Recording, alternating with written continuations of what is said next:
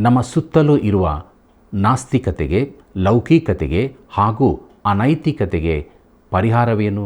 ಅದಕ್ಕೆ ಉತ್ತರವೇನು? ಉತ್ತರ ಸರಳವಾದದ್ದು. ದೇವರನ್ನು ನಂಬುವುದೇ ಇದಕ್ಕೆ ಪರಿಹಾರ.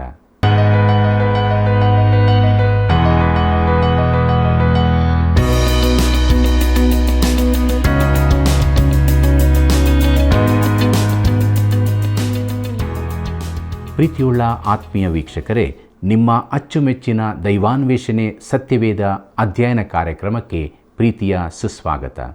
ಇಂದಿನ ಕಾರ್ಯಕ್ರಮದಲ್ಲಿ 115ನೇ ಕೀರ್ತನೆಯಿಂದ 117ನೇ ಕೀರ್ತನೆಗಳವರೆಗೆ ಅಧ್ಯಯನ ಮಾಡಲಿರುವಾಗ, ನಮ್ಮ ದೇವರು ಸೃಷ್ಟಿಕರ್ತನು, ಆತನು ಕೇಳುತ್ತಾನೆ, ಸಹಾಯ ಮಾಡುತ್ತಾನೆ ಹಾಗೂ ಆತನು ಪರಿಶುದ್ಧನು ಎಂಬ ವಿಷಯವನ್ನು ಸ್ಪಷ್ಟವಾಗಿ ತಿಳಿದುಕೊಂಡು ನಮ್ಮ ಅಧ್ಯಯನವನ್ನು ಪ್ರಾರಂಭಿಸೋಣ. ಸ್ಥಳವನ್ನು ಬಿಟ್ಟು ಅಲೆಯುವ ಮನುಷ್ಯನು ಗೂಡನ್ನು ಬಿಟ್ಟು ಅಲೆಯುವ ಹಕ್ಕಿ ಹಾಗೆ. ಜ್ಞಾನೋಕ್ತಿ 27:8. ಕರ್ತನಲ್ಲಿ ಪ್ರೀತಿಯುಳ್ಳ ಸಹೋದರ ಸಹೋದರಿಯರೇ, ನಮ್ಮ ರಕ್ಷಕನಾದ ಯೇಸು ಕ್ರಿಸ್ತನ ಅತಿ ಮಹಿಮೆಯ ನಾಮದಲ್ಲಿ ನಿಮ್ಮೆಲ್ಲರಿಗೂ ನನ್ನ ಹೃದಯಪೂರ್ವಕವಾದ ಪ್ರೀತಿಯ ವಂದನೆಗಳು. ದೇವರ ಪರಿಶುದ್ಧವುಳ್ಳ ನಾಮಕ್ಕೆ ಅನಂತ ಸ್ತೋತ್ರವನ್ನು ಸಲ್ಲಿಸೋಣ. ದೇವವಾಕ್ಯ ಅಧ್ಯಯನದಲ್ಲಿ ನಾವು ಮುಂದೆ ಸಾಗುವ ಹಾಗೆ 115ನೇ ಕೀರ್ತನೆಯನ್ನು ಅಧ್ಯಯನ ಮಾಡೋಣ. ಇದರ ಮುಖ್ಯ ಪ್ರಸ್ತಾಪ, ದೇವರು ದೇವರಲ್ಲದವುಗಳನ್ನು ಆರಾಧಿಸುವವರ ದೇವರಲ್ಲವೆಂಬುದಕ್ಕೆ ಆತನಿಗೆ ಮಹಿಮೆ. ಪ್ರಿಯರೇ, ಈ ವಿಶೇಷ ಕೀರ್ತನೆಯನ್ನು ಕರ್ತನಾದ ಯೇಸು ಮೇಲುಪ್ಪರಿಗೆಯಲ್ಲಿ ತನ್ನ ಶಿಷ್ಯರೊಂದಿಗೆ ಪಸ್ಕಾ ಹಬ್ಬ ಆಚರಿಸಿ ಕರ್ತನ ಭೋಜನ ಸ್ಥಾಪಿಸಿದ ಸಂದರ್ಭದಲ್ಲಿ ಹಾಡಲಾಗಿತ್ತು. ಕರ್ತನಾದ ಯೇಸು ತಾನೇ ಇದನ್ನು ಇತರ ಹಲ್ಲೆಲೂಯ ಕೀರ್ತನೆಗಳನ್ನು ಹಾಡಿದನೆಂಬುದು ವಿಶೇಷ ಸಂಗತಿಯಾಗಿದೆ. ಈ ಕೀರ್ತನೆಯನ್ನು ಯಾರೂ ಬರೆದದೆಂದು ತಿಳಿದಿಲ್ಲ. ಆದರೆ ಬ್ಯಾಬಿಲೋನಿನ ಸೆರೆಯಿಂದ ಹಿಂದಿರುಗಿದ ಇಸ್ರಾಯೇಲ್ ಜನಶೇಷದವರು ಸಂಭ್ರಮಾಚರಣೆ ನಡೆಸಿದವರಲ್ಲಿ ಒಬ್ಬರು ಬರೆದಿರಬಹುದು. ಈ ಕೀರ್ತನೆಯನ್ನು 3 ಚರಣಗಳಾಗಿ ವಿಂಗಡಿಸಬಹುದು. ಮೊದಲನೆಯದು ಸಮೂಹದವರು ಹಾಡುವುದು, ವಚನ 1-8. ಎರಡನೆಯದು ಲೇವಿಯರು, ವಚನ 9-11 ಹಾಗೂ ಮೂರನೆಯದು ಸಮೂಹದವರು, ವಚನ 13-18. ಕರ್ತನಲ್ಲಿ ಪ್ರಿಯರೇ, ಈ ವಿಭಾಗಕ್ಕೆ ನೀವು ಒಪ್ಪದಿರಬಹುದು, ಆದರೆ ಇದು ಈ ರೀತಿಯಲ್ಲೇ ವಿಭಾಗವಾಗಿರಬಹುದೆಂದು ನನ್ನ ಅಭಿಪ್ರಾಯ. ಕೀರ್ತನೆ 115 1ನೇ ವಚನ ಹೀಗೆ ಹೇಳುತ್ತದೆ: ನಮ್ಮನ್ನಲ್ಲ ಯೆಹೋವನೇ, ನಮ್ಮನ್ನಲ್ಲ, ನಿನ್ನ ಪ್ರೀತಿ ಸತ್ಯತೆಗಳ ನಿಮಿತ್ತವಾಗಿ ನಿನ್ನ ಹೆಸರನ್ನೇ ಘನಪಡಿಸು ಎಂಬುದಾಗಿ. ಪ್ರೀತಿಯುಳ್ಳ ಸಹೋದರ ಸಹೋದರಿಯರೇ, ಇಸ್ರಾಯೇಲ್ ಜನಾಂಗವು ದೀನತೆಯನ್ನು ತೋರಿಸುತ್ತಿದೆ, ದೇವರಲ್ಲಿ ಭರವಸೆ ಇಡುತ್ತದೆ. ಆತನನ್ನು ಈವರೆಗೆ ಅವರು ನಂಬುತ್ತಿರಲಿಲ್ಲ. ಆದರೆ ಈಗ ಮಹಾಸಂಕಟ ಕಾಲದಲ್ಲಿದ್ದು 1000 ವರ್ಷದ ಆಳಿಕೆಯನ್ನು ಸಮೀಪಿಸುತ್ತಿದ್ದಾರೆ. ಈ ಕೀರ್ತನೆಯನ್ನು ಅವರು 3 ಹಬ್ಬಗಳ ಸಮಯದಲ್ಲಿ ಹಾಡುವುದರಿಂದ ಅವರ ಮೇಲೆ ಅದು ಖಂಡಿತವಾಗಿ ಪ್ರಭಾವ ಬೀರುತ್ತದೆ. ಸುತ್ತಲಿನ ವಿಗ್ರಹಾರಾಧಕರು ಅವರನ್ನು ಗೇಲಿ ಮಾಡಿ, ನಿಮ್ಮ ದೇವರು ಎಲ್ಲಿದ್ದಾನೆ ಎಂಬುದಾಗಿ ಕೇಳುತ್ತಿದ್ದರು. ಕೀರ್ತನೆ 115 2ನೇ ವಚನವನ್ನು ಗಮನಿಸಿರಿ. ಅಲ್ಲಿ ನಾವು ಹೀಗೆ ನೋಡುತ್ತೇವೆ: ಅವರ ದೇವರು ಎಲ್ಲಿದ್ದಾನೆಂದು ಅನ್ಯರು ಯಾಕೆ ಹೇಳಬೇಕು ಎಂಬುದಾಗಿ. ಪ್ರಿಯರೇ, ಅವರ ಮಾತಿನ ಅರ್ಥ, ಆತನು ನಿಮ್ಮ ದೇವರೆಂದು ಹೇಳುತ್ತೀರಿ, ಆತನು ನಿಮ್ಮನ್ನು ಯಾಕೆ ಬಿಡಿಸುತ್ತಿಲ್ಲ ಎಂಬುದಾಗಿ. ಕೀರ್ತನೆ 115 3ನೇ ವಚನ ಹೀಗೆ ಹೇಳುತ್ತದೆ: ನಮ್ಮ ದೇವರು ಪರಲೋಕದಲ್ಲಿದ್ದಾನೆ, ಆತನು ತನಗೆ ಬೇಕಾದದ್ದನ್ನೆಲ್ಲ ಮಾಡುತ್ತಾನೆ ಎಂಬುದಾಗಿ. ಪ್ರೀತಿಯುಳ್ಳ ಸಹೋದರ ಸಹೋದರಿಯರೇ, ಇಸ್ರಾಯೇಲ್ಯರ ದೇವರು ಪರಲೋಕದಲ್ಲಿದ್ದಾನೆ. ಅವರ ಪಾಪದ ಕಾರಣಕ್ಕಾಗಿ ದೇವರು ಅವರನ್ನು ಕಷ್ಟ ಸಹಿಸುವುದಕ್ಕೆ ಬಿಟ್ಟನು. ಇದು ದೇವರ ಚಿತ್ತ, ಯೋಜನೆ, ಉದ್ದೇಶಗಳಿಗೆ ಅನುಸಾರವಾಗಿಯೇ ಇತ್ತು. ಇಸ್ರಾಯೇಲು ದೇವರಿಂದ ಕೊಡಲ್ಪಟ್ಟ ತಮ್ಮ ಸ್ಥಿತಿಗತಿಗಳನ್ನು ಸ್ವೀಕರಿಸುವುದಕ್ಕೆ ಸಿದ್ಧರಾದರು. ವೈರಿಗಳು ಈ ರೀತಿ ಗೇಲಿ ಮಾಡಿದಾಗ ಲೇವಿಯರು ಅದಕ್ಕೆ ಉತ್ತರ ಕೊಡುತ್ತಾರೆ. ಕೀರ್ತನೆ 115 9ನೇ ವಚನದಿಂದ 11ನೇ ವಚನದವರೆಗೆ ಗಮನಿಸಿರಿ. ಅಲ್ಲಿ ನಾವು ಹೀಗೆ ನೋಡುತ್ತೇವೆ: ಇಸ್ರಾಯೇಲ್ಯರೇ, ಯೆಹೋವನಲ್ಲಿ ಭರವಸವಿಡಿರಿ, ಅವರ ಸಹಾಯಕನು ಗುರಾಣಿಯೂ ಆತನೇ. ಆರೋನನ ಮನೆತನದವರೇ, ಯೆಹೋವನಲ್ಲಿ ಭರವಸವಿಡಿರಿ, ಅವರ ಸಹಾಯಕನು ಗುರಾಣಿಯೂ ಆತನೇ.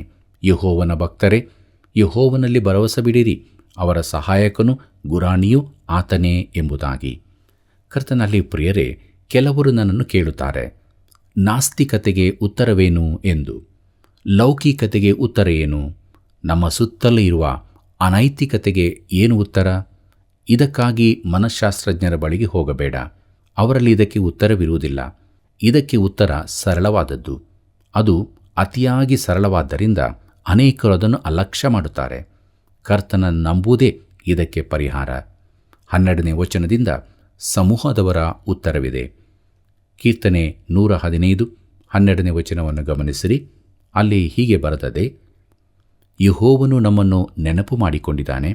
ಸಣ್ಣವರು ಮೊದಲುಗೊಂಡು ದೊಡ್ಡವರ ಪರ್ಯಂತರ ಎಲ್ಲರನ್ನೂ ಆಶೀರ್ವದಿಸುವನು ಎಂಬುದಾಗಿ. ಕರ್ತನಲ್ಲಿ ಪ್ರೀತಿಯುಳ್ಳ ಸ್ನೇಹಿತನೇ, ದೇವರು ನಿನ್ನನ್ನು ಆಶೀರ್ವದಿಸುತ್ತಾನೆ. ಆತನು ನಿನ್ನ ಸ್ನೇಹಿತರನ್ನು, ನಿನ್ನ ಮನೆಯನ್ನು, ಸಭೆಯನ್ನು, ಸಮುದಾಯವನ್ನು ಆಶೀರ್ವದಿಸುತ್ತಾನೆ. ಆದರೆ ನೀನು ಆತನ ಕಡೆಗೆ ತಿರುಗಿಕೊಂಡಾಗ ಮಾತ್ರ. ವಿಶೇಷ ಸಂಗತಿ ಎಂದರೆ ಆತನು ನಮ್ಮನ್ನು ನೆನಪು ಮಾಡಿಕೊಂಡಿದ್ದಾನೆ. ದೇವರು ನನ್ನನ್ನು ನಿಮ್ಮನ್ನು ಮರೆತು ಬಿಡಲಿಲ್ಲ. ನನಗೆ ನಿಮ್ಮ ವಿವರ ಗೊತ್ತಿಲ್ಲ, ಆದರೆ ದೇವರಿಗೆ ಗೊತ್ತಿದೆ. ಕೀರ್ತನೆ 115 13ನೇ ವಚನವನ್ನು ಗಮನಿಸಿರಿ. ಅಲ್ಲಿ ಹೀಗೆ ಬರೆದದೆ, ಇಸ್ರಾಯೇಲನ ಮನೆತನದವರನ್ನು ಆಶೀರ್ವದಿಸುವನು, ಆರೋನನ ಮನೆತನದವರನ್ನು ಆಶೀರ್ವದಿಸುವನು, ತನ್ನ ಭಕ್ತರನ್ನು ಆಶೀರ್ವದಿಸುವನು ಎಂಬುದಾಗಿ. ಪ್ರೀತಿಯುಳ್ಳ ಸಹೋದರ ಸಹೋದರಿಯರೇ, ಇದು ಒಂದು ಸಾಮಾನ್ಯ ಹೇಳಿಕೆಯಾಗಿದೆ. ನೀನು ಇದನ್ನು ನಂಬಬಹುದು, ನಂಬದೆಯೂ ಇರಬಹುದು. ನಂಬಿದರೆ ನಿನ್ನ ಜೀವಿತದಲ್ಲಿ ದೊಡ್ಡ ಬದಲಾವಣೆಯುಂಟಾಗುತ್ತದೆ.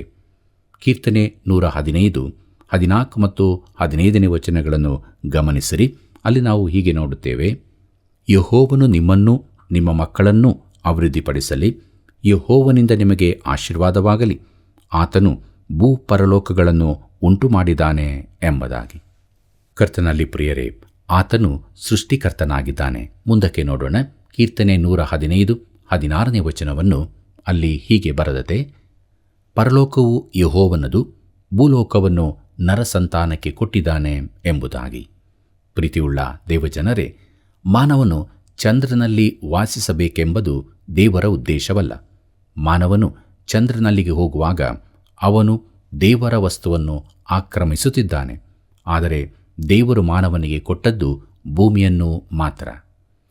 ಕೀರ್ತನೆ 115 17ನೇ ವಚನವನ್ನು ಗಮನಿಸಿರಿ. ಅಲ್ಲಿ ಹೀಗೆ ಬರೆದದೆ, ಸತ್ತವರು ಯಾಹುವನ್ನು ಸ್ತುತಿಸುವುದಿಲ್ಲ, ಮೌನಲೋಕವನ್ನು ಸೇರಿದವರಲ್ಲಿ ಯಾರೂ ಆತನನ್ನು ಕೀರ್ತಿಸುವುದಿಲ್ಲ ಎಂಬುದಾಗಿ. ಪ್ರಿಯರೇ, ನಾವು ಈ ಲೋಕದಲ್ಲಿರುವಾಗ ಕರ್ತನನ್ನು ಸ್ತುತಿಸಬೇಕು. ಅದು ಲೆಕ್ಕಕ್ಕೆ ಬರುತ್ತದೆ. ಕೀರ್ತನೆ 115 18ನೇ ವಚನ ಹೀಗೆ ಹೇಳುತ್ತದೆ, ನಾವು ಇಂದಿನಿಂದ ಸದಾಕಾಲವೂ ಯಾಹುವನ್ನು ಕೊಂಡಾಡುವೆವು, ಯಾಹುವಿಗೆ ಸ್ತೋತ್ರ ಎಂಬುದಾಗಿ. ಪ್ರೀತಿಯುಳ್ಳ ದೇವಜನರೇ, ಆತನನ್ನು ತಿಳಿದವರು ಆತನನ್ನು ಇಂದಿನಿಂದ ಸದಾಕಾಲವೂ ಸ್ತುತಿಸುವರು. ಕರ್ತನಿಗೆ ಸ್ತೋತ್ರ, ಹಲ್ಲೆಲೂಯ. ಇದನ್ನು ಹೇಳಲು ನಿನಗೆ ಅಡ್ಡಿಯಿಲ್ಲ ಅಲ್ಲವೇ? ನೀನು ಒಂದು ವೇಳೆ ಬೇರೆ ಗುಂಪಿಗೆ ಸೇರಿದವನಾದರೂ ದೇವರನ್ನು ಸ್ತುತಿಸಲು ಹಿಂಜರಿಯಬೇಡ. ಅದರಿಂದ ನಮಗ್ಯಾರಿಗೂ ತೊಂದರೆಯಾಗುವುದಿಲ್ಲ. ನಮ್ಮಲ್ಲಿ ಅನೇಕ ಒತ್ತಡಗಳು, ಚಿಂತೆಗಳು ಇರುತ್ತವೆ. ಇದಕ್ಕಿರುವ ಒಂದು ಒಳ್ಳೆಯ ಪರಿಹಾರವೆಂದರೆ ನಿನ್ನ ಹೃದಯವನ್ನು ತೆರೆದು ಆತನನ್ನು ಸ್ತುತಿಸುವುದು. ಆತನೊಂದಿಗೆ ಮಾತನಾಡು. ಅದರಿಂದ ತುಂಬ ಸಹಾಯವಾಗುತ್ತದೆ. ಪ್ರೀತಿಯುಳ್ಳ ಸಹೋದರ ಸಹೋದರಿಯರೇ, ಮುಂದಕ್ಕೆ ನಾವು 116ನೇ ಕೀರ್ತನೆಯನ್ನು ಅಧ್ಯಯನ ಮಾಡೋಣ. ಅದರ ಮುಖ್ಯ ಪ್ರಸ್ತಾಪ, ದೇವರು ಮರಣವನ್ನು ನುಂಗಿ ಜಯ ಉಂಟು ಮಾಡಿದಕ್ಕಾಗಿ ಪ್ರೀತಿಯ ಸ್ತುತಿಗೀತೆ ಎಂಬುದಾಗಿದೆ. ಪ್ರಿಯರೇ, ಇದು ಸತ್ಯವೇದದ ಒಂದು ವಿಶೇಷ ಕೀರ್ತನೆಯಾಗಿದೆ. ಕೆಲವರು ಇದನ್ನು 23ನೇ ಕೀರ್ತನೆಯ ಬಳಿಕದ ಶ್ರೇಷ್ಠ ಕೀರ್ತನೆ ಎಂದು ಭಾವಿಸುತ್ತಾರೆ. ಇದು ಸ್ತೋತ್ರದ ಕೀರ್ತನೆಯಾಗಿದೆ. ಮಾನವನು ತೊಂದರೆಯಲ್ಲಿ ಸಿಲುಕಿದ್ದು ದೇವರಿಗೆ ಮೊರೆಯಿಡುತ್ತಾನೆ. ದೇವರು ಕರುಣೆಯಿಂದ ಕೇಳುತ್ತಾನೆ. ಇದೊಂದು ಪ್ರೀತಿಯ ಕೀರ್ತನೆಯಾಗಿದೆ. ಹಲ್ಲೆಲೂಯ ಕೀರ್ತನೆಯಾಗಿದೆ. ಮರಣದೆದುರು ಕ್ರಿಸ್ತನು ಅನುಭವಿಸಿದ ಹಿಂಸೆಗಳ ಕುರಿತಾಗಿ ಇದು ತಿಳಿಸುತ್ತದೆ. ಆತನು ಬಂಧಿಸಲ್ಪಟ್ಟ ಮರಣದ ಹಿಂದಿನ ರಾತ್ರಿಯಲ್ಲಿ ಕೀರ್ತನೆಯನ್ನು ಹಾಡಿದ್ದಾನೆ. ಆತನು ಹಾಡಿದ್ದು ನನಗೆ ಕೇಳುವಂಥದ್ದಾಗಿದ್ದರೆ, ಕೆಲವರು ಕರ್ತನು ಮಾತನಾಡಿದ್ದನ್ನು ತಾವು ಕೇಳಬೇಕಿತ್ತೆಂದು ಆಶಿಸುತ್ತಾರೆ. ಆದರೆ ನನಗೆ ಆತನು ಹಾಡಿದ್ದನ್ನು ಕೇಳಬೇಕಿತ್ತೆಂಬ ಆಶೆ. ಆತನು ತನ್ನ ಮುಂದಿಟ್ಟಿರುವ ಸಂತೋಷಕ್ಕೋಸ್ಕರ ಕ್ರೂಜೆಯನ್ನು ಸಹಿಸಿಕೊಂಡನು. ಇಬ್ರಿಯರಿಗೆ ಬರೆದ ಪತ್ರಿಕೆ 12ನೇ ಅಧ್ಯಾಯ 7ನೇ ವಚನದಲ್ಲಿ ಇದನ್ನು ನಾವು ನೋಡುತ್ತೇವೆ. ಮತ್ತು ತನ್ನ ಆ ಕೊನೆ ರಾತ್ರಿಯಲ್ಲಿ ಆತನು ಬಹು ಸಂತೋಷದಿಂದ ಇದನ್ನು ಹಾಡಿದ್ದನು. ಪ್ರೀತಿಯುಳ್ಳ ಸಹೋದರ ಸಹೋದರಿಯರೇ, ಮುಂದಕ್ಕೆ ನಾವು ದೇವರು ಕೇಳುತ್ತಾನೆ ಎಂಬ ವಿಚಾರವನ್ನು ನೋಡೋಣ. ಕೀರ್ತನೆ 116 1ನೇ ವಚನ ಹೀಗೆ ಹೇಳುತ್ತದೆ: ಯೆಹೋವನನ್ನು ಪ್ರೀತಿಸುತ್ತೇನೆ, ಆತನು ನನ್ನ ಮೊರೆಯನ್ನು ಕೇಳುವವನು ಎಂಬುದಾಗಿ. ಪ್ರೀತಿಯುಳ್ಳ ದೇವಜನರೇ, ನಾನು ಯೆಹೋವನನ್ನು ಪ್ರೀತಿಸುತ್ತೇನೆ. ಇದೊಂದು ಪ್ರೀತಿಯ ಕೀರ್ತನೆ ಎಂಬುದನ್ನು ನೆನಪಿನಲ್ಲಿಡಿ. ನೀನು ದೇವರನ್ನು ಪ್ರೀತಿಸುತ್ತೇನೆ ಎಂದು ಆತನಿಗೆ ಎಂದಾದರೂ ಹೇಳಿದ್ದೀಯಾ ಪ್ರಿಯ ಸ್ನೇಹಿತನೇ? ಕ್ರೈಸ್ತ ಜೀವಿತದ ಅತೀ ಮುಖ್ಯ ಸಂಗತಿ ಇದೇ ಆಗಿದೆ ಎಂದು ನಾನು ನೆನೆಸುತ್ತೇನೆ. ನೀನು ಕರ್ತನಾದ ಯೇಸುವನ್ನು ಪ್ರೀತಿಸುತ್ತೀಯಾ? ಆತನ ವ್ಯಕ್ತಿತ್ವವನ್ನು ಪ್ರೀತಿಸುತ್ತೀಯಾ? ಆತನೊಂದಿಗೆ ನೀನು ವೈಯಕ್ತಿಕ ಸಂಬಂಧ ಹೊಂದಿದ್ದೀಯಾ? ಆತನೊಂದಿಗೆ ಸಂಪರ್ಕದಲ್ಲಿದ್ದೀಯಾ? ಈ ದಿನ ಆತನೊಂದಿಗೆ ಮಾತನಾಡಿದ್ದೀಯಾ? ನಿನ್ನ ಅನುಭವ ಇದೇ ಆಗಿದೆಯೋ? ವಾಕ್ಯ ಹೇಳುತ್ತದೆ, ಯೋಹಾನ ಬರೆದ ಮೊದಲನೇ ಪತ್ರಿಕೆ 4ನೇ ಅಧ್ಯಾಯ 19ನೇ ವಚನದಲ್ಲಿ, ಆತನು ಮೊದಲು ನಮ್ಮನ್ನು ಪ್ರೀತಿಸಿದ್ದರಿಂದ ನಾವು ಆತನನ್ನು ಪ್ರೀತಿಸುತ್ತೇವೆ ಎಂದು. ಪೇತ್ರನು ಬರೆದ ಮೊದಲನೇ ಪತ್ರಿಕೆ 1ನೇ ಅಧ್ಯಾಯ 8 ಮತ್ತು 9ನೇ ವಚನ ಹೀಗೆ ಹೇಳುತ್ತದೆ, ನೀವು ಆತನನ್ನು ಕಣ್ಣಾರೆ ನೋಡಲಿಲ್ಲವಾದರೂ ಆತನನ್ನು ಪ್ರೀತಿಸುತ್ತೀರಿ. ನೀವು ಈಗ ಆತನನ್ನು ಕಾಣದಿದ್ದರೂ ಆತನಲ್ಲಿ ನಂಬಿಕೆ ಇಟ್ಟು ನಿಮ್ಮ ನಂಬಿಕೆಯ ಅಂತ್ಯಫಲವಾಗಿರುವ ಆತ್ಮರಕ್ಷಣೆಯನ್ನು ಹೊಂದುವವರಾಗಿ ಹೇಳಲಸಕ್ಯವಾದಂಥ ಪ್ರಭಾವವುಳ್ಳ ಸಂತೋಷದಿಂದ ಹರ್ಷಿಸುತ್ತೀರಿ ಎಂಬುದಾಗಿ. ಪ್ರಿಯರೇ, ಕರ್ತನಾದ ಯೇಸು ಪೇತ್ರನನ್ನು ನೀನು ನನ್ನನ್ನು ಪ್ರೀತಿಸುತ್ತೀಯಾ ಎಂದು ಕೇಳಿದನು. ಯೋಹಾನ ಬರೆದ ಸುವಾರ್ತೆ 21ನೇ ಅಧ್ಯಾಯ 15ನೇ ವಚನದಿಂದ 17ನೇ ವಚನದವರೆಗೆ ಓದುವಾಗ ಇದನ್ನು ನಾವು ನೋಡುತ್ತೇವೆ. ಪ್ರಿಯರೇ, ಫಿಲಡೆಲ್ಫಿಯಾ ಈಗಿನ ಸತ್ಯವೇದವನ್ನು ನಂಬುವ ಸಭೆಗೆ ಸೂಚನೆಯಾಗಿದೆ. ಕೀರ್ತನೆ 116 3ನೇ ವಚನವನ್ನು ಗಮನಿಸಿರಿ. ಅಲ್ಲಿ ಹೀಗೆ ಬರೆದದೆ: ಮರಣಪಾಶಗಳು ನನ್ನನ್ನು ಸುತ್ತಿಕೊಂಡಿದ್ದವು, ಪಾತಾಳ ವೇದನೆಗಳು ನನ್ನನ್ನು ಹಿಡಿದಿದ್ದವು, ಚಿಂತೆಯಲ್ಲಿಯೂ ಇಕ್ಕಟ್ಟಿನಲ್ಲಿಯೂ ಬಿದ್ದು ಹೋಗಿದ್ದೆನು ಎಂಬುದಾಗಿ. ಪ್ರಿಯರೇ, ಕರ್ತನಾದ ಯೇಸು ಕ್ರೂಜಿಯಲ್ಲಿ ಇಂತಹ ನಿಸ್ಸಹಾಯಕ ಸ್ಥಿತಿಯಲ್ಲಿದ್ದಾಗ ತಾನು ಏನನ್ನು ಅನುಭವಿಸಲಿದ್ದೇನೆಂದು ಆತನಿಗೆ ತಿಳಿದಿತ್ತು.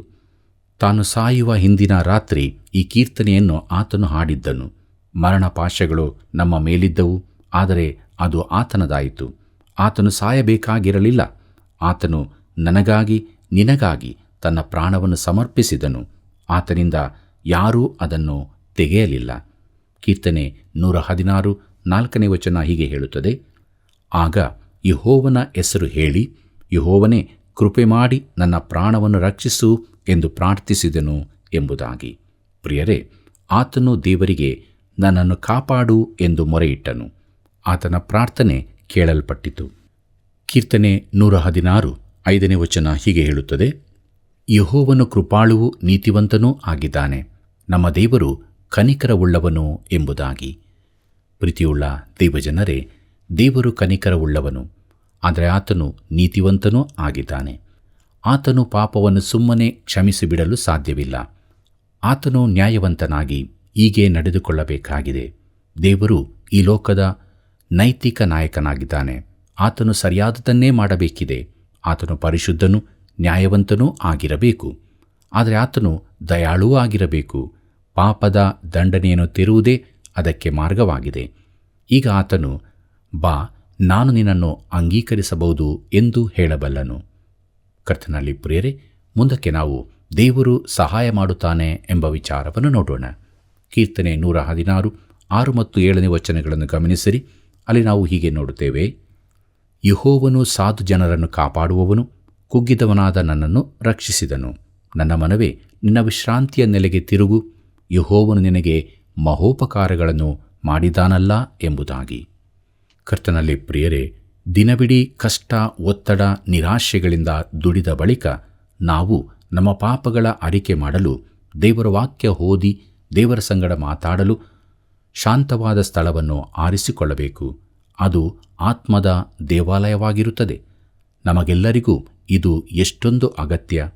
ನನ್ನ ಮನವೇ, ನಿನ್ನ ವಿಶ್ರಾಂತಿಯ ನೆಲೆಗೆ ತಿರುಗು ಎಂಬುದಾಗಿ ನೋಡುವಾಗ ಆಗ ಮಾತ್ರ ನಾವು ಹೊರಗೆ ಬಂದು ದೇವರಿಗಾಗಿ ಈ ಲೋಕವನ್ನು ಎದುರಿಸಬಹುದು. ಕೀರ್ತನೆ 116 13ನೇ ವಚನವನ್ನು ಗಮನಿಸಿರಿ. ಅಲ್ಲಿ ಹೀಗೆ ಬರೆದದೆ: ರಕ್ಷಣಾ ಪಾತ್ರೆಯನ್ನು ತೆಗೆದುಕೊಂಡು ಯೆಹೋವ ನಾಮವನ್ನು ಪ್ರಖ್ಯಾತಿಪಡಿಸುವೆನು ಎಂಬುದಾಗಿ. ಪ್ರೀತಿಯುಳ್ಳ ದೇವಜನರೇ, ಬಹುಶಃ ಇದು ಒಬ್ಬರಿಂದೊಬ್ಬರಿಗೆ ದಾಟಿಸಿದ ಪಸ್ಕದ ಪಾನಪಾತ್ರೆಯೂ ಆಗಿರಬಹುದು. ಅವರು ಹೀಗೆ ಪಾತ್ರೆ ದಾಟಿಸುತ್ತಾ ಇರುವಾಗ ರಕ್ಷಣಾ ಪಾತ್ರೆಯನ್ನು ತೆಗೆದುಕೊಂಡು ಎಂದು ಹಾಡಿರಬಹುದು. ಈ ಪಸ್ಕ ಹಬ್ಬದ ಪಾತ್ರೆಯು ಬರಲಿರುವಾತನನ್ನು ಸೂಚಿಸುತ್ತದೆ ಎಂದು ತಿಳಿದಿದ್ದರು. ನಮ್ಮ ಕರ್ತನು ಮೇಲುಪ್ಪರಿಗೆಯಲ್ಲಿ ಹಾಡಿದ್ದು ಈ ಪಾತ್ರೆಯ ಕುರಿತಾಗಿಯೇ. ಆತನು, ಈ ಪಾತ್ರೆಯಲ್ಲಿ ಪಾನ ಮಾಡಿರಿ, ನಾನು ನಾಳೆ ಒಂದು ಪಾತ್ರೆಯಲ್ಲಿ ಕುಡಿಯಬೇಕಾಗಿದೆ, ನಾನು ಹೊಸದಾಗಿ ರಾಜ್ಯದಲ್ಲಿ ಸೇರುವ ತನಕ ಇದನ್ನು ಕುಡಿಯುವುದಿಲ್ಲ ಎಂದನು. ಬಳಿಕ ಗೆತ್ಸೇಮನೆಯಲ್ಲಿ ಈ ಪಾತ್ರೆಯು ನನ್ನಿಂದ ತೊಲಗಲಿ ಎಂದು ಪ್ರಾರ್ಥಿಸಿದನು. ತಾನು ಪಾಪವಾಗಿ ಮಾಡಲ್ಪಡುವ ಆ ಸ್ಥಿತಿಯನ್ನು ಆತನ ಪವಿತ್ರ ಸ್ವಭಾವವು ವಿರೋಧಿಸಿತು. ಆದರೂ ತನ್ನ ಮುಂದೆ ಇಟ್ಟಿದ್ದ ಸಂತೋಷಕ್ಕೋಸ್ಕರ ಆತನು ಕ್ರೂಜೆಯನ್ನು ಸಹಿಸಿಕೊಂಡನು.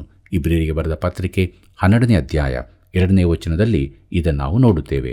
ಪ್ರಿಯರೇ, ಮತ್ತು ಮರುದಿನ ಕ್ರೂಜೆಯಲ್ಲಿ ಆ ಪಾತ್ರೆಯನ್ನು ಸಂತೋಷದಿಂದ ತೆಗೆದುಕೊಂಡನು. ಪ್ರೀತಿಯುಳ್ಳ ದೇವಜನರೇ, ಮುಂದಕ್ಕೆ ದೇವರು ಪರಿಶುದ್ಧನು ಎಂಬ ವಿಚಾರವನ್ನು ನೋಡೋಣ. ಈ ಕೀರ್ತನೆಯ ಈ ಕೊನೆಯ ಭಾಗದಲ್ಲಿ ದೇವರು ಪರಿಶುದ್ಧನು ಎಂದು ಹೇಳಲಾಗಿದೆ. ಆತನ ಪರಿಶುದ್ಧತೆಯು ಪ್ರಾಮುಖ್ಯವಾದದ್ದು. ಈ ಕಾರಣಕ್ಕಾಗಿಯೇ ಆತನು ನಮಗೋಸ್ಕರ ಸಾಯಬೇಕಾಯಿತು. ಕೀರ್ತನೆ 116:15 ವಚನ ಹೀಗೆ ಹೇಳುತ್ತದೆ: ಯೆಹೋವನು ತನ್ನ ಭಕ್ತರ ಮರಣವನ್ನು ಅಲ್ಪವೆಂದು ಎಣಿಸುವುದಿಲ್ಲ ಎಂಬುದಾಗಿ. ಕರ್ತನಲ್ಲಿ ಪ್ರಿಯರೇ, ಕ್ರಿಸ್ತನ ಮರಣವು ದೇವರಿಗೆ ಅಮೂಲ್ಯವಾದದ್ದಾಗಿತ್ತು. ಮಹಾಸಂಕಟ ಕಾಲದಲ್ಲಿ ಹತಸಾಕ್ಷಿಗಳಾಗಿ ಸಾಯುವವರ ಮರಣವು ಅಮೂಲ್ಯವಾದದ್ದು. ಅನೇಕರು ಆ ರೀತಿ ಸಾಯಲಿದ್ದಾರೆ. ಈ ವಿಚಾರವನ್ನು ಈಗಿನ ದಿನಗಳಿಗೂ ಅನ್ವಯಿಸಬಹುದು. ದೇವರ ಮಕ್ಕಳ ಮರಣವು ಆತನಿಗೆ ಅಮೂಲ್ಯವಾದದ್ದಾಗಿದೆ. ಕೀರ್ತನೆ 116 ಮತ್ತು 17ನೇ ವಚನಗಳನ್ನು ಗಮನಿಸಿರಿ. ಅಲ್ಲಿ ನಾವು ಹೀಗೆ ನೋಡುತ್ತೇವೆ: ಯೆಹೋವನೇ, ಕರುಣಿಸು, ನಾನು ನಿನ್ನ ಕಿಂಕರನು, ನಿನ್ನ ದಾಸಿಯ ಮಗನು, ನಿನ್ನ ಸೇವಕನೂ ಆಗಿದ್ದೇನೆ. ನನ್ನ ಬಂಧನಗಳನ್ನು ಬಿಚ್ಚಿಬಿಟ್ಟಿದ್ದಿ. ನಾನು ನಿನಗೆ ಕೃತಜ್ಞತಾಯಜ್ಞಗಳನ್ನು ಸಮರ್ಪಿಸುವೆನು, ಯೆಹೋವ ನಾಮವನ್ನು ಪ್ರಖ್ಯಾತಿಪಡಿಸುವೆನು ಎಂಬುದಾಗಿ. ಪ್ರೀತಿಯುಳ್ಳ ಸ್ನೇಹಿತನೇ, ನೀನು ದೇವರಿಗೆ ಕೊಡಬಹುದಾದದ್ದು ಕೃತಜ್ಞತಾಸ್ತುತಿಗಳನ್ನು ಮಾತ್ರ. ಆತನು ನಿನ್ನಿಂದ ಬಯಸುವುದು ಅದನ್ನೇ. ತನ್ನ ಮಕ್ಕಳು ಕೃತಜ್ಞತೆಯುಳ್ಳವರಾಗಿರಬೇಕೆಂದು ದೇವರು ಅಪೇಕ್ಷಿಸುತ್ತಾನೆ. ನಿನ್ನ ರಕ್ಷಣೆಗಾಗಿ ನೀನು ಆತನನ್ನು ಸ್ತುತಿಸಿದ್ದೀಯೋ? ಈ ದಿನಕ್ಕಾಗಿ ಉಪಕಾರ ಹೇಳಿದೆಯೋ? ಹೊಸ ದಿನವನ್ನು ನೋಡುವುದು ಎಂಥ ಭಾಗ್ಯವಲ್ಲವೇ? ಪ್ರೀತಿಯುಳ್ಳ ದೇವಜನರೇ, ದೇವರು ಬಯಸುವ ಯಾವುದೂ ನಿನ್ನಲ್ಲಿ ಇರುವುದಿಲ್ಲ. ಕೀರ್ತನೆಗಾರನು ಹೇಳುತ್ತಾನೆ, ನಾನು ನಿನಗೆ ಕೃತಜ್ಞತಾಯಜ್ಞಗಳನ್ನು ಸಮರ್ಪಿಸುತ್ತೇನೆ ಎಂದು. ನಾನು ಆತನಿಗೆ ಉಪಕಾರ ಸ್ತುತಿ ಮಾಡುತ್ತೇನೆ. ಇದರ ಮಹತ್ವ ನಮಗೆ ತಿಳಿಯದಿದ್ದರೆ ಇಬ್ರಿಯರಿಗೆ ಬರೆದ ಪತ್ರಿಕೆಯನ್ನು ನೋಡಿರಿ. ಇಬ್ರಿಯರಿಗೆ ಬರೆದ ಪತ್ರಿಕೆ 13ನೇ ಅಧ್ಯಾಯ 15ನೇ ವಚನ ಹೀಗೆ ಹೇಳುತ್ತದೆ: ಆದುದರಿಂದ ಆತನ ಮೂಲಕವಾಗಿ ದೇವರಿಗೆ ಸ್ತೋತ್ರ ಯಜ್ಞವನ್ನು ಎಡೆಬಿಡದೆ ಸಮರ್ಪಿಸೋಣ. ಆತನು ಕರ್ತನೆಂದು ಬಾಯಿಂದ ಪ್ರತಿಜ್ಞೆ ಮಾಡುವುದೇ ನಾವು ಅರ್ಪಿಸುವ ಯಜ್ಞವಾಗಿದೆ ಎಂಬುದಾಗಿ. ಪ್ರಿಯರೇ, ನಾವು ನಮ್ಮ ದೇವರಿಗೆ ಕೊಡಬಹುದಾದದ್ದು ನಮ್ಮ ಸ್ತುತಿಗಳು ಮಾತ್ರ, ಮತ್ತು ನಮ್ಮ ಪರಲೋಕದ ತಂದೆಯು ಅದನ್ನು ಅಮೂಲ್ಯವೆಂದು ಭಾವಿಸಿದ್ದಾನೆ. ಮುಂದಕ್ಕೆ ನಾವು 117ನೇ ಕೀರ್ತನೆಯನ್ನು ಅಧ್ಯಯನ ಮಾಡೋಣ. ಇದರ ಮುಖ್ಯ ಪ್ರಸ್ತಾಪ ದೇವರಿಗೆ ಸಾರ್ವತ್ರಿಕ ಸ್ತೋತ್ರ ಹೇಳಲು ಹಲ್ಲೆಲೂಯಾ ಎಂಬುದಾಗಿದೆ. ಕರ್ತನಲ್ಲಿ ಪ್ರಿಯರೇ, ಇದು ಇನ್ನೊಂದು ಹಲ್ಲೆಲೂಯಾ ಕೀರ್ತನೆ. ಈ ಸರಣಿಯಲ್ಲಿ ಅತೀ ಚಿಕ್ಕದ್ದು. ಈ ಹಲ್ಲೆಲೂಯಾ ಕೀರ್ತನೆಗಳನ್ನು ಇಸ್ರಾಯೇಲ್ಯರ ದೊಡ್ಡ 3 ಹಬ್ಬಗಳ ಕಾಲದಲ್ಲಿ ಹಾಡುತ್ತಿದ್ದರು. ಅದು ಪಸ್ಕ ಹಬ್ಬ, ಪಂಚಾಶತಮ ದಿನದ ಹಬ್ಬ ಹಾಗೂ ಪರ್ಣಶಾಲೆಗಳ ಹಬ್ಬ. ಪ್ರಿಯರೇ, ಪಸ್ಕ ಹಬ್ಬದಲ್ಲಿ ಪಾನಪಾತ್ರೆಯು 7 ಸಾರಿ ದಾಟಿಸಲ್ಪಡುತ್ತಿದ್ದು, ಪ್ರತಿ ಸಾರಿ ದಾಟಿಸಲ್ಪಡುತ್ತಿರುವುದರ ನಡುವೆ ಈ ಕೀರ್ತನೆಗಳಲ್ಲೊಂದನ್ನು ಹಾಡುತ್ತಿದ್ದರು. 113 ಮತ್ತು 114ನೇ ಕೀರ್ತನೆಗಳನ್ನು ಊಟಕ್ಕಿಂತ ಮೊದಲು ಹಾಗೂ 117 ಮತ್ತು 118ನೇ ಕೀರ್ತನೆಗಳನ್ನು ಊಟವಾದ ಬಳಿಕ ಹಾಡುತ್ತಿದ್ದರು. ಅದನ್ನು ಯಾವಾಗ ಹಾಡುತ್ತಿದ್ದರೆಂಬುದಕ್ಕಿಂತಲೂ ಹಾಡುತ್ತಿದ್ದರೆಂಬುದೇ ವಿಶೇಷವಾದದ್ದಾಗಿತ್ತು. 118ನೇ ಕೀರ್ತನೆಯನ್ನು ಕೊನೆಯದಾಗಿ ಹಾಡುತ್ತಿದ್ದರು. ಮತ್ತಾಯ 26:30ರಲ್ಲಿ ಅವರು ಬಳಿಕ ಕೀರ್ತನೆಗಳನ್ನು ಹಾಡಿ ಎಣ್ಣೆ ಮರಗಳ ಗುಡ್ಡಕ್ಕೆ ಹೋದರು ಎಂದಿದೆ. ಪ್ರಿಯರೇ, ಇದು ಅತೀ ಚಿಕ್ಕದಾದ ಕೀರ್ತನೆ ಮಾತ್ರವಲ್ಲದೆ ಸತ್ಯವೇದದ ಅತೀ ಚಿಕ್ಕ ಅಧ್ಯಾಯವೂ ಆಗಿದೆ. ಇದರಿಂದಾಗಿ ಇದನ್ನು ಗಮನಿಸದೇ ಹೋಗುವ ಅಪಾಯವಿದೆ. ಕೀರ್ತನೆ 117 1ನೇ ವಚನ ಹೀಗೆ ಹೇಳುತ್ತದೆ, ಸರ್ವ ಜನಾಂಗಗಳೇ ಯೆಹೋವನನ್ನು ಕೀರ್ತಿಸಿರಿ, ಸಮಸ್ತ ಪ್ರಜೆಗಳೇ ಆತನನ್ನು ಕೊಂಡಾಡಿರಿ ಎಂಬುದಾಗಿ. ಪ್ರಿಯರೇ, ಕರ್ತನನ್ನು ಕೊಂಡಾಡಿರಿ ಅಂದರೆ ಹಲ್ಲೆಲೂಯ ಎಂಬುದಾಗಿ. ಕೀರ್ತನೆ 117 2ನೇ ವಚನವನ್ನು ಗಮನಿಸಿರಿ. ಅಲ್ಲಿ ಹೀಗೆ ಬರೆದದೆ, ಆತನ ಕೃಪೆಯು ನಮ್ಮ ಮೇಲೆ ಅಪಾರವಾಗಿದೆ, ಯೆಹೋವನ ಸತ್ಯತೆಯು ಸದಾ ಇರುವುದು, ಯಾಹುವಿಗೆ ಸ್ತೋತ್ರ ಎಂಬುದಾಗಿ. ಕರ್ತನಲ್ಲಿ ಪ್ರಿಯರೇ, ಈ ವಚನಗಳು ಮುಖ್ಯವಾದದ್ದಾಗಿರುವುದರಿಂದ ನಾವು ಅವಸರವಾಗಿ ಇವನ್ನು ದಾಟಿ ಹೋಗಬಾರದು. ಸರ್ವ ಜನಾಂಗಗಳೇ ಎಂಬುದು ಪ್ರವಾದನಾತ್ಮಕವಾಗಿದೆ. ಎಲ್ಲ ಜನಾಂಗದವರು, ಬಣ್ಣ, ಕುಲ, ಭಾಷೆಗಳನ್ನಾಡುವವರು, ಎಲ್ಲ ದೇಶಗಳವರು ಯೆಹೋವನನ್ನು ಸ್ತುತಿಸುವುದಕ್ಕೆ ಸೇರಿ ಬಂದು ಆತನನ್ನು ಆರಾಧಿಸುವರು ಎಂಬ ಭವಿಷ್ಯದ ಘಟನೆಯ ಕಡೆಗೆ ಇದು ಮುನ್ನೋಡುವಂಥದ್ದಾಗಿದೆ. ಇಂಥ ಸ್ಥಿತಿ ಲೋಕದಲ್ಲಿ ಈಗ ಎಲ್ಲಾದರೂ ಉಂಟೋ? ನಿಮ್ಮ ಸುತ್ತಮುತ್ತ ಇಂಥ ಸಂಗತಿ ನಡೆಯುತ್ತದೆಯೋ? ಲೋಕವೆಲ್ಲ ದೇವರ ಕಡೆಗೆ ತಿರುಗುತ್ತಾ ಇದೆಯೋ? ಕಳೆದ ಶತಮಾನದ ಕೊನೆ ಭಾಗದಲ್ಲಿ 1000 ವರ್ಷದ ಆಳ್ವಿಕೆ ಬರಲಿದೆ ಎಂದು ಹೇಳಿಕೊಳ್ಳುವ ಕಾಲವೊಂದಿತ್ತು. ಆಗ ತುಂಬ ಗಲಿಬಿಲಿ ಉಂಟಾಗಿತ್ತು. ಸರ್ವ ಜನಾಂಗಗಳೇ ಯೆಹೋವನನ್ನು ಕೀರ್ತಿಸಿರಿ. ನನ್ನಲ್ಲೊಂದು ಪ್ರಶ್ನೆ ಇದೆ. ಯೆಹೋವನನ್ನು ಸ್ತುತಿಸುವ ಜನಾಂಗಗಳೆಲ್ಲ ಈಗ ಎಲ್ಲಿವೆ? ಆತನನ್ನು ಆರಾಧಿಸಿ ಘನಪಡಿಸಿ ಆತನಿಗೆ ಒಳಗಾಗಿರುವವರು ಈಗ ಎಲ್ಲಿದ್ದಾರೆ? ಇದಕ್ಕೆ ಉತ್ತರ ಸರಳವಾಗಿದೆ. ಈ ವಿವರಣೆಗೆ ಸರಿಯಾದ ಯಾವ ಜನಾಂಗವೂ ಈಗ ಇರುವುದಿಲ್ಲ. ಪ್ರೀತಿಯುಳ್ಳ ದೇವಜನರೇ, ಮುಂದಿನ ಪ್ರಶ್ನೆ, ಇವೆಲ್ಲವೂ ಯಾವಾಗ ನೆರವೇರುವವು? ಇದಕ್ಕೆ ಉತ್ತರ ಈ ಚಿಕ್ಕ ಕೀರ್ತನೆಯಲ್ಲಿದೆ ಎಂದು ನಾನು ನಂಬುತ್ತೇನೆ. ಎಲ್ಲ ಜನಾಂಗಗಳು ಯೆಹೋವನನ್ನು ಯಾವಾಗ ಸ್ತುತಿಸುವವು? ವಚನ 2ರಲ್ಲಿ ಏನು ಹೇಳಿದೆ ನೋಡಿರಿ. ಆತನ ಕೃಪೆಯು ನಮ್ಮ ಮೇಲೆ ಅಪಾರವಾಗಿದೆ. ಇದರಲ್ಲಿನ ನಮ್ಮ ಅಂದರೆ ಯಾರು? ಅದು ಇಸ್ರಾಯೇಲ್ಯರು. ದೇವರು ಇಸ್ರಾಯೇಲ್ಯರಿಗೆ ಕೃಪೆ ತೋರಿಸುವ ಸಮಯ ಬರಲಿದೆ. ಆ ಕಾಲ ಮುಂದಕ್ಕಿದೆ. ಮಹಾಸಂಕಟ ಕಾಲದ ಅಂತ್ಯಭಾಗದಲ್ಲಿ ಕರ್ತನು 2ನೇ ಬಾರಿಗೆ ಈ ಭೂಮಿಗೆ ಬಂದು ತನ್ನ ರಾಜ್ಯವನ್ನು ಸ್ಥಾಪಿಸುವಾಗ ಆಗ ಆತನು ಇಸ್ರಾಯೇಲ್ಯರಿಗೂ ಭೂಮಿಯ ಸಕಲ ಜನಾಂಗಗಳಿಗೂ ಕೃಪೆ ತೋರಿಸುವನು. ಪ್ರಿಯರೇ, ಈ ದಿನಗಳಲ್ಲಿ ಎಲ್ಲ ಜನಾಂಗಗಳು ದೇವರನ್ನು ಸ್ತುತಿಸುತ್ತವೆಂಬುದು ಸತ್ಯವಲ್ಲ. ನೀವಿರುವ ಸ್ಥಳಗಳಲ್ಲಿಯೇ ಇದು ಹೌದೆಂದು ಕಂಡುಬರುತ್ತದೆ. ನಾನಿರುವ ಸ್ಥಳದಲ್ಲಿ ಕೂಡ ಎಲ್ಲರೂ ದೇವರ ಕಡೆಗೆ ತಿರುಗಿಕೊಳ್ಳುವ ಯಾವ ಸೂಚನೆಯೂ ಇಲ್ಲ. ಪ್ರಿಯರೇ, 117ನೇ ಕೀರ್ತನೆಯು ಅದ್ಭುತವಾದದ್ದು. ಅದು ಇತರ ಕೀರ್ತನೆಗಳ ನಡುವೆ ಅಣುಬಾಂಬಿನಂತಿದ್ದು, ಅದು ಸ್ಫೋಟಗೊಂಡಾಗ 1000 ಆಳಿಕೆಯ ಕುರಿತಾದ ಎಲ್ಲ ತಪ್ಪು ಕಲ್ಪನೆಗಳು ಹಾರಿ ಹೋಗಲಿವೆ. ಕ್ರಿಸ್ತನು 1000 ವರ್ಷದ ಆಳಿಕೆಯಲ್ಲಿ ಈ ಲೋಕವನ್ನಾಳುವಾಗ ಈ ಕೀರ್ತನೆ ನೆರವೇರುತ್ತದೆ. ಅದಕ್ಕಿಂತ ಮೊದಲಲ್ಲ. ಅದು ಎಂಥ ಅದ್ಭುತ ಸಮಯವಾಗಿರುತ್ತದೆ. ಯೆಹೋವನನ್ನು ಕೊಂಡಾಡಿರಿ, ಹಲ್ಲೆಲೂಯ. ಪ್ರೀತಿಯುಳ್ಳ ಸಹೋದರ ಸಹೋದರಿಯರೇ, ನಮ್ಮ ಅನುದಿನದ ಜೀವಿತದಲ್ಲಿ ದೇವರು ಮಾಡಿದಂಥ ಉಪಕಾರಗಳನ್ನು ನೆನಪು ಮಾಡಿಕೊಳ್ಳುತ್ತಾ ಆತನನ್ನು ಕೊಂಡಾಡೋಣ, ಆತನನ್ನು ಸ್ತುತಿಸೋಣ, ಆತನನ್ನು ಘನಪಡಿಸುತ್ತಾ ನಿತ್ಯ ಜೀವದ ನಿರೀಕ್ಷೆಯಲ್ಲಿ ಮುಂದೆ ಮುಂದೆ ಸಾಗೋಣ. ಹೀಗಾಗುವಂತೆ ದೇವರು ತಾನೇ ಸಹಾಯ ಮಾಡಿ ನಡೆಸಲಿ. ಕರ್ತನ ಕೃಪೆಯು ಸದಾ ನಿಮ್ಮ ಸಂಗಡ ಇರಲಿ. ಇಸ್ರಾಯೇಲ್ಯರು ತಮ್ಮ 3 ಹಬ್ಬಗಳ ಸಮಯದಲ್ಲಿ ಕೀರ್ತನೆಗಳನ್ನು ಹಾಡಿ ಆರಾಧಿಸುತ್ತಾ ಘನಪಡಿಸುತ್ತಿದ್ದರು. ನಮ್ಮ ದೇವರು ಪರಲೋಕದಲ್ಲಿದ್ದಾನೆ, ನಾವು ಇಲ್ಲಿ ಭೂಮಿಯಲ್ಲಿದ್ದೇವೆ. ದೇವರನ್ನು ನಂಬಿ ಜೀವಿಸುವುದೇ ನಮ್ಮ ಅನೈತಿಕತೆಗೆ ಉತ್ತರ. ಪ್ರಿಯರೇ, ನಾವು ಆತನನ್ನು ಪ್ರೀತಿಸಿ ಆತನ ಕೃಪೆಯನ್ನು ಆತುಕೊಂಡು ನಮ್ಮೆಲ್ಲ ಸ್ಥಿತಿಗತಿಗಳಲ್ಲಿ ಆತನು ನಮ್ಮನ್ನು ಕಾಪಾಡಿ ಸಂರಕ್ಷಿಸ್ತಾನೆ ಎಂಬ ನಂಬಿಕೆಯೊಂದಿಗೆ ನಮ್ಮ ಜೀವಿತದಲ್ಲಿ ಜೀವಿಸೋಣ. ಇತರರನ್ನು ನಂಬಿಕೆ ಜೀವಿತಕ್ಕೆ ನಡೆಸೋಣ. ಪ್ರಾರ್ಥನೆ ಮಾಡೋಣ. ಕೃಪಾಳು ದೇವರೇ, ನಿನ್ನ ಜೀವವುಳ್ಳ ವಾಕ್ಯದ ಮೂಲಕವಾಗಿ ನೀನು ನಮ್ಮ ಸಂಗಡ ಮಾತನಾಡಿ ನಮ್ಮನ್ನು ಬಲಪಡಿಸಿದ್ದಕ್ಕಾಗಿ ನಿನಗೆ ಸ್ತೋತ್ರ. ಅನುದಿನವೂ ನಿನ್ನನ್ನು ಪ್ರೀತಿ ಮಾಡುತ್ತಾ ನಿನ್ನ ವಾಕ್ಯ ಭರಿತರಾಗಿ ನಮ್ಮ ನಡೆ ನುಡಿ ಕ್ರಿಯೆಗಳಿಂದ ನಿನ್ನನ್ನು ಸನ್ಮಾನಿಸುವುದಕ್ಕೆ ಸಹಾಯ ಮಾಡು. ನಮ್ಮೆಲ್ಲ ವೀಕ್ಷಕ ಬಾಂಧವರನ್ನು ಕರುಣ ಮಾಡು ದೇವರೇ. ಅವರ ಜೀವಿತಗಳು ನೀನು ಬಲ್ಲಿ, ಅವರ ಸ್ಥಿತಿಗತಿಗಳೂ ನಿನಗೆ ಗೊತ್ತದೆ ದೇವರೇ. ನಿನ್ನ ಹಸ್ತವನ್ನು ಅವರ ಮೇಲೆ ಚಾಚು, ಅವರಿಗೆ ಬೇಕಾದ ಎಲ್ಲ ರೀತಿಯ ಸಹಾಯವನ್ನು ಕೊಟ್ಟು ನಿನ್ನ ಸಂತೋಷದಲ್ಲಿ ನಡೆಸಿ ನೀನು ಮಾತ್ರ ಮಹಿಮೆ ಹೊಂದು. ಯೇಸುವಿನ ನಾಮದಲ್ಲಿ ಬೇಡಿದ್ದೇವೆ ತಂದೆಯೇ, ಆಮೆನ್. ಪ್ರಿಯ ವೀಕ್ಷಕರೇ, ದೇವರ ಗುಣಲಕ್ಷಣಗಳನ್ನು ತಿಳಿದುಕೊಂಡ ನಾವು ಇತರರಿಗೆ ಅದನ್ನು ತಿಳಿಯಪಡಿಸುವುದು ಅಗತ್ಯವಾಗಿದೆ. ಆದ್ದರಿಂದ ನಿಮ್ಮ ಪ್ರಿಯರಿಗೂ ಈ ಕಾರ್ಯಕ್ರಮವನ್ನು ವೀಕ್ಷಿಸಲು ಹೇಳಿರಿ. ಈ ಸೇವೆಯನ್ನು ಬೆಂಬಲಿಸಿರಿ. ಮುಂದಿನ ಕಾರ್ಯಕ್ರಮದಲ್ಲಿ ಭೇಟಿಯಾಗೋಣ. ನಿಮ್ಮೆಲ್ಲರಿಗೂ ತುಂಬು ಹೃದಯದ ವಂದನೆಗಳು.